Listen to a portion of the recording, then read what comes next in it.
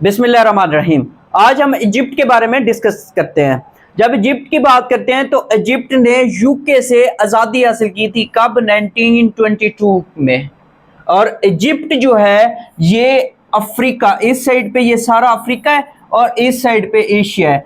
तो इजिप्ट जो है ये एशिया और अफ्रीका दोनों कॉन्टिनेंट के अंदर आता है। ये जो आपको येलो कलर का नजर आ रहा है ये सारा क्या है? ये इजिप्ट है। इजिप्ट का एक छोटा सा पार्ट जिसे सनाई माउंटेन्स कहते हैं, जिसे सनाई माउंटेन्स कहते हैं। सनाई माउंटेन्स जो है, या आपने क्या याद रखना है, कोहे तूर, जहां पे हजरत मूसा अलैहिस्सलाम अल्लाह पाक से कलाम करने जाते थे, वो वाला पार्ट जो है, वो वाला पार्ट एशिया के अंदर है। इसी वजह से इजिप्ट को क्या कहते हैं? इजिप्ट के बारे में अक्सर क्वेश्चन बनता है कि वो कौन सा ऐसा मुल्क है जो अफ्रीका और एशिया कॉन्टिनेंट दोनों में आता है। तो इजिप्ट है, ये एशिया और अफ्रीका दोनों कॉन्टिनेंट के अंदर आते हैं। और अगर हम इसमें पॉपुलेशन की बात करें, इजिप्ट में 90% जो है वो मुस्लिम पॉपुलेशन है। इजिप्ट में 90% मुस्लिम पॉपुलेशन है। और अगर हम इसके कैपिटल की बात करें, कैपिटल की बात करें तो कायरो इसका क्या है? कैपिटल है। कैरो इसका क्या है? कैपिटल है। अगर हम न्यूज एजेंसी की बात करें तो मीना मिडिल ईस्ट, मीना की फुल फॉर्म क्या है? मिडिल ईस्ट न्यूज एजेंसी मिस्र की है। इसके बारे में अक्सर क्वेश्चन बनता है कि मीना किसकी न्यूज एजेंसी है? मिडिल ईस्ट न्यूज एजेंसी जो है वो किसकी है? वो इसी मिस्र की है। इसी तरीके से अगर हम करेंसी की बात करें तो करेंसी की जब बात करते हैं तो करेंसी इसकी क्या है? इजिप्ट की इजिप्शियन पाउंड है। इजिप्शियन पाउंड है। इजिप्शियन पाउंड क्या है? इसकी करेंसी है। अगर हम इसकी लैंग्वेज की बात करें, अगर लैंग्वेज की बात करें तो मोस्टली इसकी लैंग्वेज जो है वो अरेबिक है। मोस्टली इसकी लैंग्वेज क्या है? अरेबिक है। और अगर हम इसके मोस्ट सी पोर्ट्स की बात करें, जिनके बारे में अक्सर एग्जाम के अंदर कोई ना कोई क्वेश्चन पूछा जाता है, तो इसके दो सी पोर्ट्स बहुत ज्यादा इंपॉर्टेंट है, अहमियत के हामिल है। एक अलेक्जेंड्रिया और दूसरा शर्मुल शेख। शर्मुल शेख और अलेक्जेंड्रिया सी पोर्ट है किसके? इजिप्ट के। जब हम इस इजिप्ट की बात करते हैं तो यहां पे आप देखें कि इजिप्ट के अंदर एक साइड पे रेड सी है। रेड सी जो है ये इंडियन ओशन है, इंडियन ओशन। और ऊपर अगर देखें तो मेडिटेरियन सी है। मेडिटेरियन सी अटलांटिक ओशन का पार्ट है। ये क्यों हम डिस्कस कर रहे हैं, ये आगे चल के मैं आपके साथ इसको डिटेल के साथ डिस्कस करता हूं। अब इससे और कौन कौन से क्वेश्चन पूछे जाते हैं उनको डिस्कस करते हैं। जब हम मिस्र की बात करते हैं तो मिस्र के प्रेसिडेंट्स के बारे में अक्सर एग्जाम के अंदर कोई ना कोई क्वेश्चन पूछा जाता है। जो इसका करंट प्रेसिडेंट है वो अब्दुल फतेह अल सीसी है और ये 6th प्रेसिडेंट है मिस्र का। और ये 2014 से आज तक चला आ रहा है।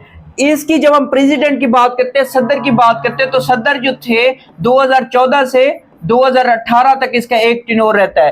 फिर 2018 से आगे कंटिन्यू रहता है। शुरू में ये 4 साल के लिए इलेक्ट होते थे, लेकिन बाद में इन्होंने तरामीम करके 6 साल कर दी है मुद्दत। अब 6 साल के लिए सदर मुंतखब होता है। और ये इसकी कौन सी टर्म है? ये इसकी 3rd टर्म है अबुल फतेह अल सीसी की।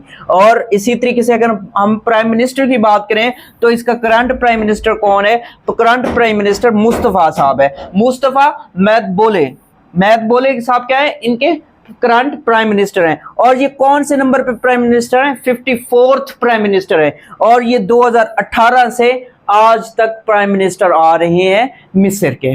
इनके अलावा अगर हम बात करें और मिस्र के बारे में कौन कौन से क्वेश्चन पूछे जाते हैं, तो मिस्र के बारे में सुइज कनाल के बारे में अक्सर क्वेश्चन पूछा जाता है। ये क्या है? सुइज कनाल है। नीचे रेड सी और ऊपर क्या है? मेडिटेरियन सी।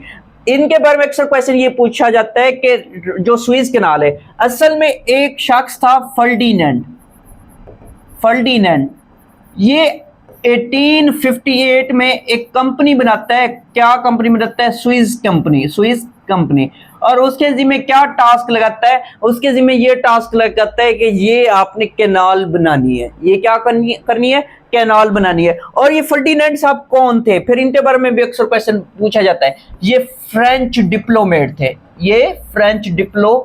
थे।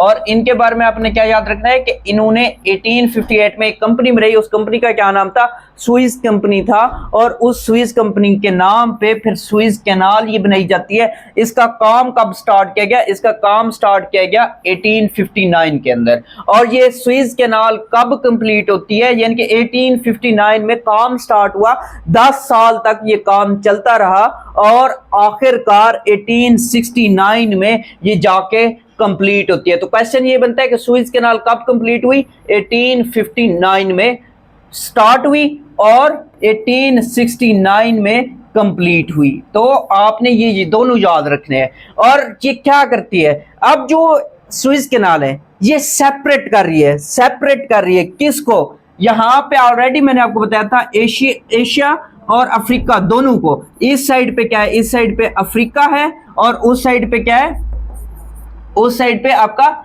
एशिया है। तो एशिया को अफ्रीका से सेपरेट कर रही है, एशिया को अफ्रीका से सेपरेट कर रही है, और ये कनेक्ट कर रही है किसको कनेक्ट कर रही है। अगर वो आपसे सी पूछे तो नीचे क्या है, ये रेड सी है, रेड सी को कनेक्ट कर रही है मेडिटेरियन सी से। तो इसका फार्मूला अगर आपको एक ट्रिक बता दूं तो आप क्या याद करें, RMS याद कर ले, RMS, R से रेड सी, R से रेड सी, और M से मेडिटेरियन सी, और S से सुइस कैनाल। तो सुइस कैनाल क्या कर रही है, रेड सी को मेडिटेरियन सी से कनेक्ट कर रही है। अगर वो यहां पे पूछे कौन सा ओशन है, अगर वो यहां पे पूछे कौन सा ओशन है, आपने अक्सर देखा होगा कि इंडिया के अंदर एक यूपीएससी का कमीशन का एग्जाम होता है, जो बंदे कमीशन के एग्जाम को क्लियर करते हैं, क्रैक करते हैं, वो क्या बनते हैं, वो IAS बनते हैं, IAS। तो आई से आपने क्या याद रखना है, आपने आई से याद रखना है इंडियन ओशन, ये इंडियन ओशन है। रेड सी कहां है, रेड सी पार्ट है किसका, इंडियन ओशन का, रेड सी पार्ट है किसका, इंडियन ओशन का। इंडियन ओशन को कनेक्ट करती है किससे, अटलांटिक ओशन से। तो ए से आपने क्या याद रखना है, अटलांटिक ओशन याद रखना है। अटलांटिक ओशन का कौन पार्ट है, अटलांटिक ओशन का पार्ट है मेडिटेरियन सी। मेडिटेरियन सी क्या है, पार्ट है किसका, अटलांटिक ओशन का। तो सुइस कैनाल इंडियन ओशन को अटलांटिक ओशन से कनेक्ट करती है। ये भी क्वेश्चन बार बार एग्जाम के अंदर पूछा गया है। फिर इसके बारे में आपने क्या याद रखना है, आपने ये याद रखना है कि जमाल अब्दुल नासिर साहब को ये क्या करते हैं, यहां से जितनी भी ट्रेड होती थी वो फ्री ऑफ कॉस्ट ट्रेड होती थी। तो जमाल अब्दुल नासिर साहब जब सदर बनते हैं तो ये क्या करते हैं, ये इसको नेशनलाइज करते हैं। क्या करते हैं, नेशनलाइज करते हैं। सुइस कैनाल को कब नेशनलाइज किया, 1956 के अंदर नेशनलाइज किया। नेशनलाइज करने का क्या मतलब है कि यहां से जो भी गुजरेगा वो क्या करेगा, वो टैक्स देगा। पहले फ्री ट्रेड करते थे, अब क्या होगा, अब टैक्स देगा। जो भी यहां से गुजरेगा वो क्या करेगा, वो टैक्स देगा। जब टैक्स देगा फिर क्वेश्चन ये बनता है कि इसकी टोटल लेंथ कितनी है। इसकी टोटल लेंथ 193.3 किलोमीटर है, 193.3 किलोमीटर है, या बाज दफा वो क्या करते हैं, माइल्स में पूछता है। तो 120 माइल्स इसकी क्या है, इसकी टोटल लेंथ है। फिर क्वेश्चन ये बनता है कि इसका स्टार्टिंग पॉइंट कहां है। क्वेश्चन ये बनता है कि इसका स्टार्टिंग पॉइंट क्या है। तो स्टार्टिंग पॉइंट इसका यही पोर्ट सैद है।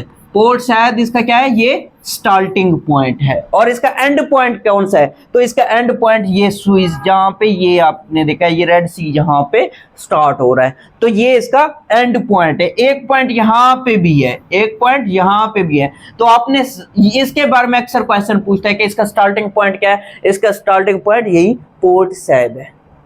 इसके बाद और देखते हैं और कौन कौन से क्वेश्चन एग्जाम के अंदर पूछे जाते हैं। जब और क्वेश्चंस की बात करते हैं तो मैक्सिमम नोबेल प्राइज किसको मिले हैं आज तक, इजिप्ट को मिले हैं। इजिप्ट को क्या मिले, मैक्सिमम नोबेल प्राइज मिले। कितने मिले हैं आज तक, मोस्टली 5 नोबेल प्राइज मुस्लिम दुनिया के अंदर। मुस्लिम दुनिया की बात कर रहे हैं, मुस्लिम दुनिया में सबसे ज्यादा नोबेल प्राइज मिस्र को मिले हैं। और कितने मिले हैं, 5 मिले हैं। तो सबसे पहला नोबेल प्राइज किसको मिला है, सबसे पहला नोबेल प्राइज अनवर सादात साहब को मिला है। अनवर सादात जो थे वो सदर थे मिस्र के, 1978 में उनको नोबेल प्राइज मिला है।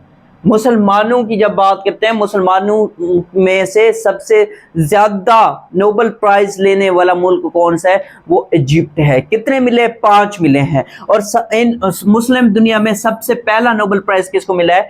अनवर सादात को मिला है। कब मिला है? 1978 के अंदर मिला है। फिर आपने क्या याद रखना है? इसका फर्स्ट प्रेसिडेंट याद रखना है। फर्स्ट प्रेसिडेंट कौन है? मोहम्मद नजीब साहब है। मिस्र के फर्स्ट प्रेसिडेंट कौन है? मोहम्मद नजीब साहब हैं, जिनके बारे में अक्सर क्वेश्चन एग्जाम के अंदर पूछा जाता है। और ब्राउन एरा जो है वो कहां से स्टार्ट हुआ था? वो भी मिस्र से स्टार्ट हुआ था। इसके बारे में भी अक्सर क्वेश्चन पूछता है कि ब्राउन एरा जो है वो कहां से स्टार्ट हुआ था? ब्राउन एरा मिस्र से स्टार्ट हुआ था। फिर आपने क्या याद रखना है कि इन शख्सियत के बारे में ये भी क्वेश्चन पूछे गए, इन शख्सियत के बारे में भी। और क्या क्वेश्चन पूछे गए? एक क्वेश्चन तो ये पूछा गया कि मोहम्मद मोरसी साहब जो हैं ये भी मिस्र के सदर रह चुके हैं। मोहम्मद मोरसी साहब क्या रह चुके हैं? मिस्र के सदर रह चुके हैं। ये 17 जून 2019 को फौत हुए हैं। इनकी डेथ कब हुई? इनकी डेथ 17 जून 2019 को डेथ हुई। इस वजह से इनके बारे में भी अक्सर क्वेश्चन पूछा जाता है। और फिर उन शख्सियत की जब बात करते हैं तो हुस्नी मुबारक भी फेब 2020 में क्या हुए हैं? फौत हुए हैं। और ये जब हम इनकी बात करते हैं, हुस्नी मुबारक की बात करते हैं, तो ये भी सदर रह चुके हैं। ये भी मिस्र के सदर रह चुके हैं। इनके बारे में भी अक्सर क्वेश्चन एग्जाम के अंदर पूछा जाता है। फिर आपने क्या याद रखना है? इसकी जब बात करते हैं मिस्र के अंदर एक डैम है। उस डैम का क्या नाम है? Aswan dam. अक्सर क्वेश्चन एग्जाम के अंदर पूछा जाता है कि असवान डैम कहां पे है? असवान डैम जो है वो मिस्र के अंदर है। फिर इसी तरीके से आपने क्या याद रखना है कि अल तहरीर स्क्वायर जो है ये भी मिस्र के अंदर है। ये अल तहरीर स्क्वायर है। इस तरह की एक बिल्डिंग है, मानूमेंट है, उनका मानूमेंट है, जिसकी वजह से ये भी बहुत ज्यादा अहमियत का हामिल है। फिर आपने क्या याद रखना है कि फरोज ऑफ अलेक्जेंड्रिया,